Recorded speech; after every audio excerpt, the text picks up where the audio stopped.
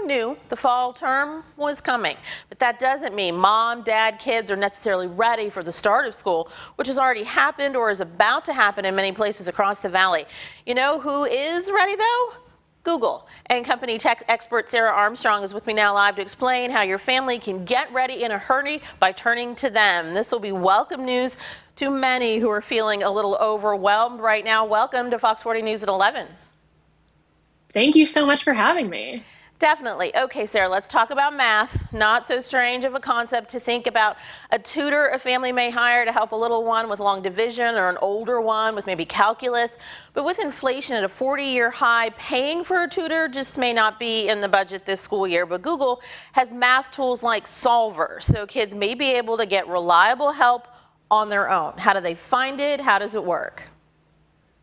Yes, this is actually one of my favorite tools as someone who struggled a bit with math as a kid. And you're right, math tutors are really popular. We actually see that as one of the most searched for types of tutors, but they can be very expensive.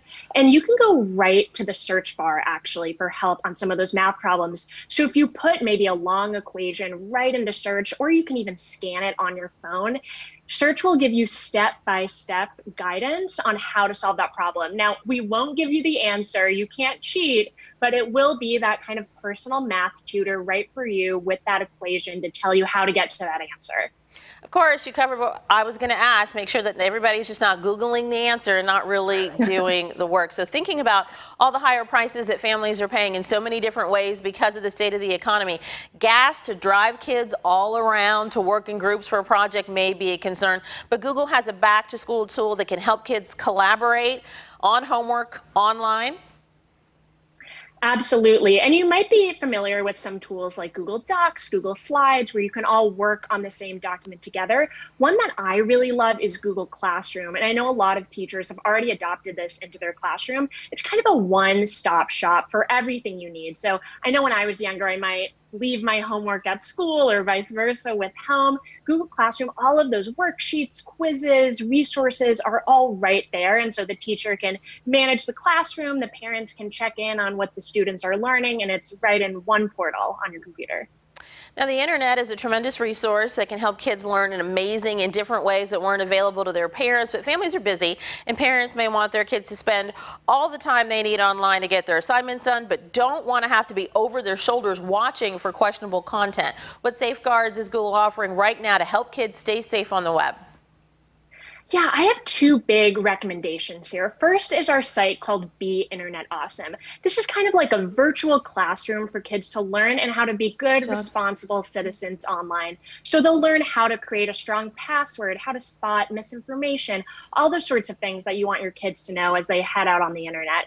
And then the other one is the Family Link app. So not all screen time is equal. Maybe kids are playing more games than they are working on educational stuff. So the Family Link app can help you direct your kids towards those more educational learning apps and set some screen time limits on apps that you may not want them using it quite as much. Sounds pretty good. Also, one of the beautiful things about the web is that it can show us we're not alone. And right now, one of the most popular searches these days is how to make friends at school. Is that right? You're right. One of the top searches this back to school season is how to make friends at school. We also saw how to not be shy at school. I'm wondering if part of that is being away from friends so long during the pandemic and coming back into the classroom and making all these friends. So some people are turning to search for some of those tips on making friends. We also see icebreakers for the classroom and other things to start those conversations. When you're asking things like how to make friends, it is better to get a wide array of tips and kind of weave it all together into your own style. Thank you so much, Sarah, for coming in to share with how Google's getting everybody ready for school this year. We appreciate you. Thank you.